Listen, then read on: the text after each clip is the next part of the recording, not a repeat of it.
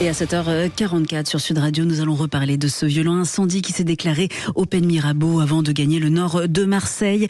Le feu qui n'est toujours pas fixé, 730 hectares de végétation détruits, 1000 pompiers mobilisés, toujours à pied d'œuvre. Et pour faire le point sur cette situation, nous sommes avec Michel Amière, le maire des Pen Mirabeau. Bonjour monsieur le maire. Bonjour. Merci beaucoup d'être avec nous. J'imagine tout d'abord que la nuit a été courte pour vous.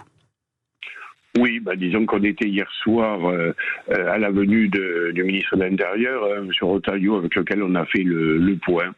Bon, après les choses, en tout cas sur les peines, se sont un petit peu calmées. Marseille est plutôt concerné. Je leur adresse d'ailleurs tous mes vœux de solidarité, puisque bien sûr... dans ces cas-là, on est tous sur le pont et tous ensemble. Oui, au Pen Mirabeau, vous nous le dites, donc ça s'est calmé. Est-ce que les habitants ont pu être déconfinés ou pas encore ? Pas encore. Là, on doit faire le point rapidement en mairie avec le préfet qui d'ailleurs m'a laissé un message que je dois rappeler pour les problèmes de déconfinement et surtout pour que les gens puissent retourner chez eux. Oui. Parce qu'il y avait des gens chez eux qui, bien entendu, on leur a demandé de se confiner, mais des gens aussi qui voulaient rentrer chez eux qui n'ont pu y accéder. On avait ouvert une salle municipale pour le faire d'ailleurs. D'accord, vous avez pu héberger les habitants, personne n'a été laissé dehors de toute façon ? Non, pas que je sache. Quels sont les premiers dégâts matériels que vous avez constatés dans votre ville ? Alors, les dégâts de la végétation qui sont importants, autour de 400 hectares sur les Pen Mirabeau. Le nombre de maisons semble être autour de 4 ou 5, mais là je dois faire le point ce matin. Quelques poteaux bien sûr qui ont de télégraphiques qui ont été abattus. Bon, allez, on va dire qu'on a évité la catastrophe, avec en particulier pas de victimes connues. Au moment où je vous parle, on va faire le point de tout ça ce matin. Oui, le ministre de l'Intérieur, Bruno Retailleau, évoquait toutefois 110 blessés légers. Vous ne savez pas si des habitants de votre commune sont concernés ? Non, ça a été quelques pompiers qui ont été incommodés par les fumées dans le cadre de leur sauvetage, bien sûr. Vous nous parliez du confinement des habitants. Est-ce que vous avez vu une solidarité en général au Pen Mirabeau entre les résidents pour protéger les habitations ? Alors, dans l'ensemble, les choses se sont bien passées. Parce que vous savez, la consigne de confinement dans ce type de situation n'est pas toujours bien compris par les personnes qui auraient tendance plutôt à fuir. Sauf que si tout le monde fuit au moment où les choses se passent, tout le monde se retrouve sur la route et cela gêne considérablement les secours. Oui, de ce côté-là, j'avoue que les choses se sont plutôt bien passées.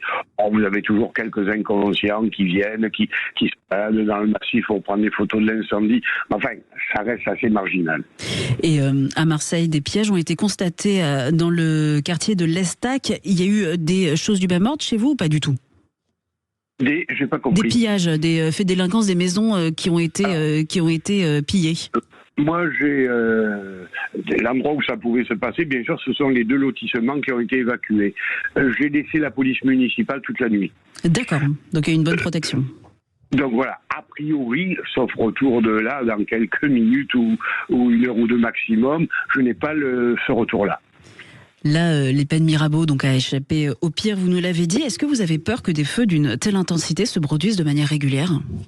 Écoutez, moi je suis élu depuis longtemps au Pen. J'ai eu 3 grands feux, 2002, 2016 qui de loin a été le plus terrible, et 2025. Donc oui, bien sûr, ce risque existe toujours. On ne dira jamais assez l'importance des 2 obligations légales de débroussailler autour des habitations. J'ai d'ailleurs demandé au ministre de durcir la position en termes de verbalisation.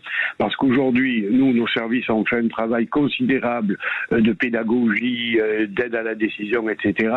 Puis vous avez des gens qui ne veulent jamais obtempérer. Et là, il faut permettre à la municipale de verbaliser. D'accord. C'est mon avis. Vous avez pu formuler ce vœu hier à Bruno Retailleau ?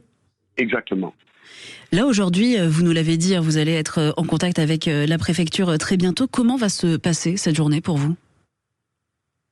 Voilà, la journée va se passer en termes de bilan de ce qui s'est passé, en termes de de dégâts. Et bien entendu, il va falloir maintenant fixer définitivement le feu, faire des opérations de mouillage, comme on dit, de façon conjointe entre les pompiers et les comités de feux de forêt, dont on ne dira jamais assez la disponibilité, l'efficacité, le dévouement.